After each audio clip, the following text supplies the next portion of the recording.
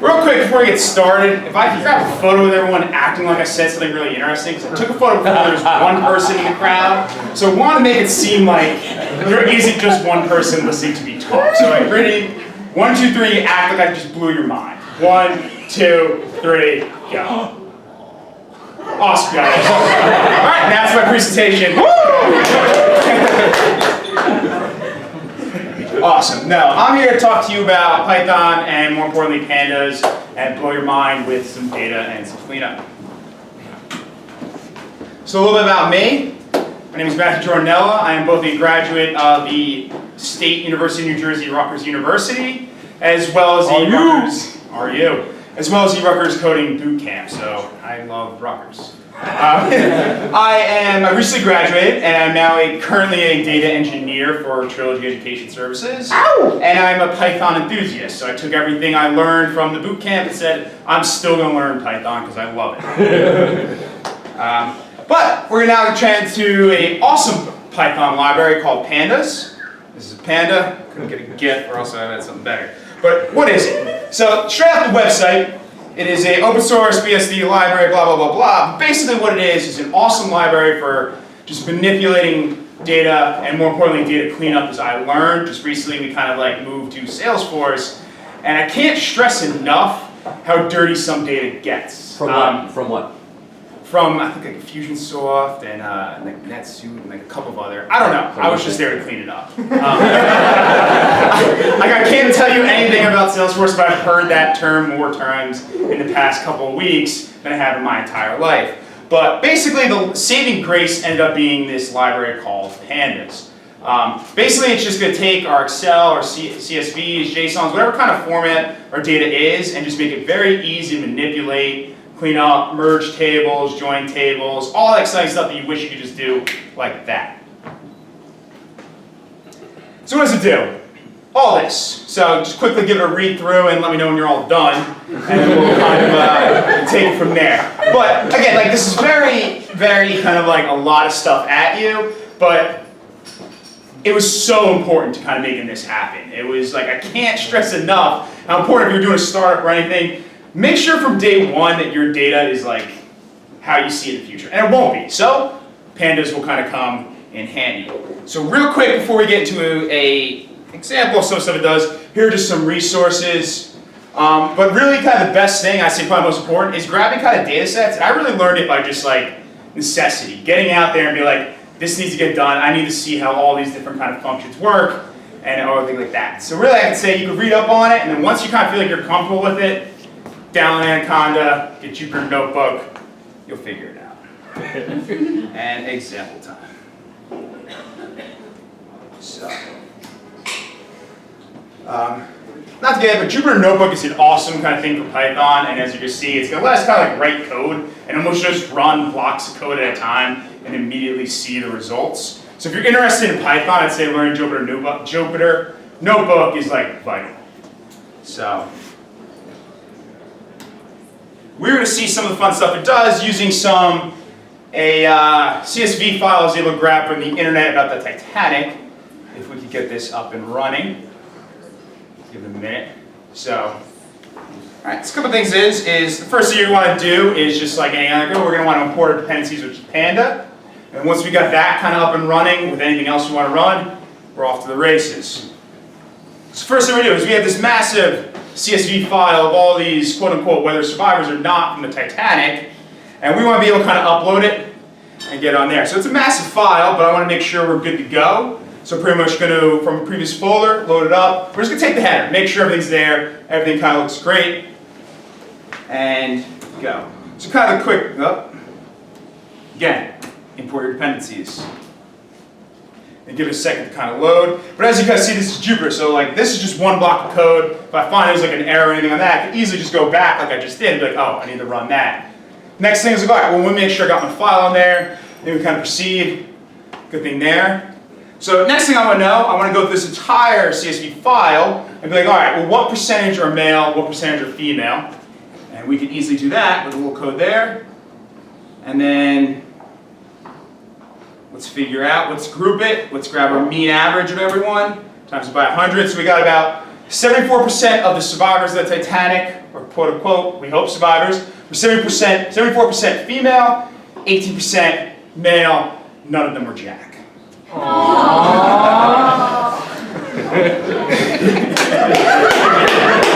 It could have been. So, I mean, we got one person to blame for that.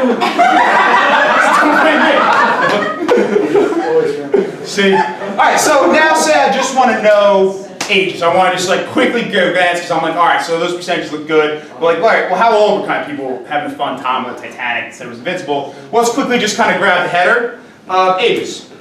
Now, the thing is, header is it's just grabbing a couple of lines of code, so I'm not just filling my page up with like tons and tons of data from the thing. Header is just enough, but if I wanted to, I can see this in like extended form. And now we have like even another chunk it, but this is much harder. And when you can figure like this is going to kind of load up and everything there. So let's quickly just add header on there to kind of clean up our code. And there. All right, so I got this file. I was like, let me make sure the columns I'm kind of working with, I want quick access to that. It's simply just taking our data. Check out the columns. Boom. All right, so say I have ID numbers, or I want to know quickly like a certain member, certain kind of everything I need to know about a certain passenger. I can take a cross-section area of it. And this, of course, is 1. You would easily 0. If you're not familiar with computer science, index at 0, so technically 0 is at your first in anything to do with general computer languages. So this is our first person that was logged.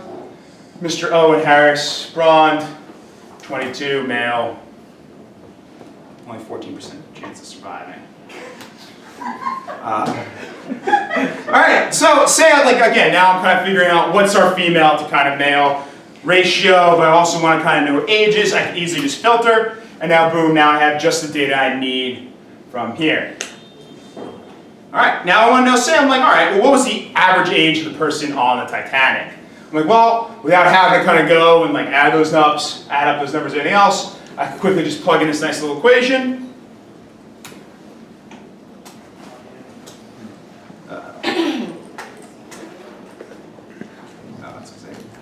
Sorry, got ahead of myself. So first I want to create my new data. I added that a little ahead. So what we're going to do here is like, all right, well here's only the facts that I need. The name, sex, the age, passenger ID, cabin fare, can I do that? I will now take my old data and just create a new kind of data file. And now all of a sudden I have this new Excel sheet, CSV, whatever I kind of want to manipulate it to. And now I can go back. I kind of got ahead, add it there. And now I can see the average age of the person on the Titanic was roughly 24, rounded up. Awesome, so now I have my new Excel file with just the information I need. Easily cleaned up here in about like 10 minutes. And so this was originally a CSV file, but say like, oh, but I want to work with Excel, I want their features. I could easily just convert this to Excel, no problem. Or if you're just say you want to import this, make an API out of it, and you want to import it as a JSON, we could easily do that too. So I want both an Excel file version of this and a JSON version of this. And I can look right here. I'll have both my Excel one open for easiness, and I can also open just a JSON. And we'll see, right, it'll come like a big mess, but if you understand JavaScript or any other code, it'll be easy on that. And these are just kind of a couple of the features that we have to do with Panda. As you can see, we easily just manipulated a large file of everyone on Titanic. It'll load up in a sec. It's pretty big. How big is the file? I mean, it's like 3,000 people, right? Something like that? 2,000? Yeah. So it's not that huge, right? I think it might have just sunk. Well, I mean, it's not the biggest file in the world, but it's just a quick data set that I got us to. Everybody knows the Titanic, so easy to maneuver that. But as you saw, like all those functions kind of ran in a matter of seconds when they were organized kind of correctly. So that's JSON. Excel will kind of look in the Excel sheet, but that's basically Pandas in kind of a nutshell. Again, there's much more to it than we kind of have time for.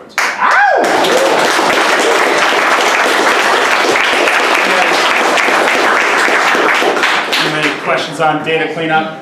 You can do like 2 questions. Yeah. Good. What's Jupiter? Jupiter is it's a planet. It's a pretty big one. But basically, it's a notebook that's going to let us just kind of run kind of Python code, a block at a time. It doesn't look as it's not quite a text editor because a text editor we can't run just this block of code. Text editor, you kind of have to have everything there and then run it. Jupyter lets us kind of separate this. It's essentially IPython, which is another kind of thing you install from Python, but it takes the terminal version of it and puts it on a nice easy kind of web application for us to use. If you were to tell somebody that they don't know how to code in Python, how would you tell them to start? Where can they begin? I would say, like, you know, your resources, the biggest thing is there's like Python 2 and 3, but I won't even get into that. Like, simply just Code Academy or like any of your basic resources, learn the syntax to Python, and it's like just code it. Like, Python's it's written in a lot of English, so it's actually much easier to read than a lot of other languages like C or Java, where you use like a lot more symbols and stuff. Like Java, I mean, so Python pretty much just tells you it's like for blank in with this, like that. It's read in much more English, but yeah, just Code Academy. That's how I learned. That's how I got started, and I can't recommend it enough. And then just keep coding.